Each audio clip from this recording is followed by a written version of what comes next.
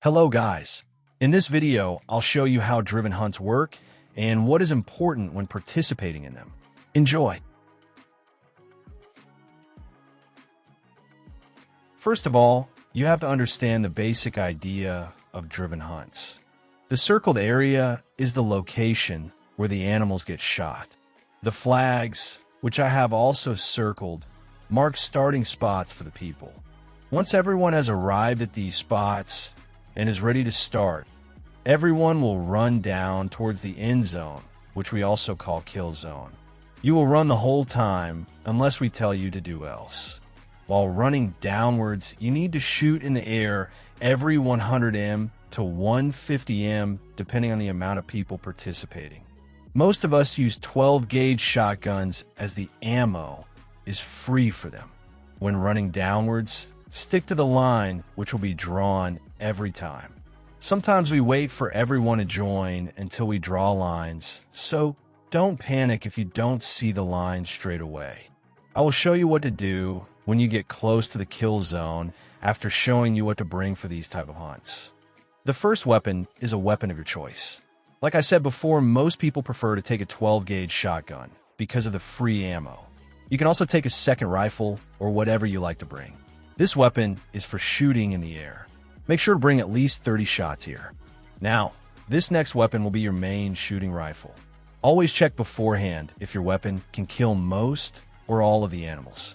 For example, I use a .308 bolt-action rifle for White Hart Island-driven hunts, as it can kill white-tailed deer, black-tailed deer, Roosevelt elk, and coyotes. For this weapon, the amount of ammo is very important. Sometimes you need just 20 shots, but sometimes you could also need over 80 shots. Therefore, I like to bring 70 shots at least. For your final weapon, you can bring a handgun, which is a good idea in case your main weapon isn't permitted for all the animals. Like in my case, I already have a weapon for all the animals besides turkeys and bobcats. That's why I bring the .357 revolver, as it can kill both of these species.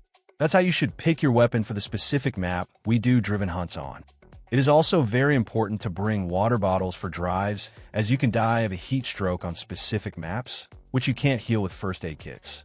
Speaking of which, first aid kits are also really important in case you fall off a cliff or die of any other reason. You can also bring camping supplies in case you do die of a heat stroke, but they are not necessary if you pay attention and bring the other two mentioned items. Now, in the game, you will see instructions. They look like this most of the time. When you see an instruction like this, do what it says for as long as the instructor tells you and go back to what you did before that. For example, if you were told to walk and are now told to crouch for 50 meters, then do so and go back to walking. If it's an instruction without a distance information, like you can see, then keep doing as it says until the instructor tells you to do else. Towards the end, there will be someone telling others to take one final shot and then get to their final spots.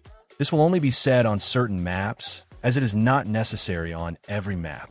On some maps, it is also important to wait in your spots for someone on the edge to shoot first, so the animals don't run in one specific direction because the person on the edge will be overwhelmed.